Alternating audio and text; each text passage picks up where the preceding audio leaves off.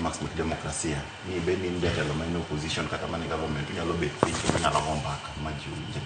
Koro ka Gideon Moi Nairobi moro ma president ma Kenya Dr. William Samoei Ruto aparo ni en gima ber kendo tango ni Kenya wako ni wabet politically tolerant.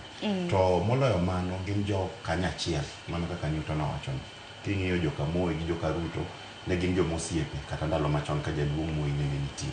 Koro nyalo bedo ni ne giwuoyo kaka ginyalo kata kelo oganda gi pamoja ma yo karitwale kono kendo ging'iyo kaka inyalo tim yiero mar Baringo no e yo makare.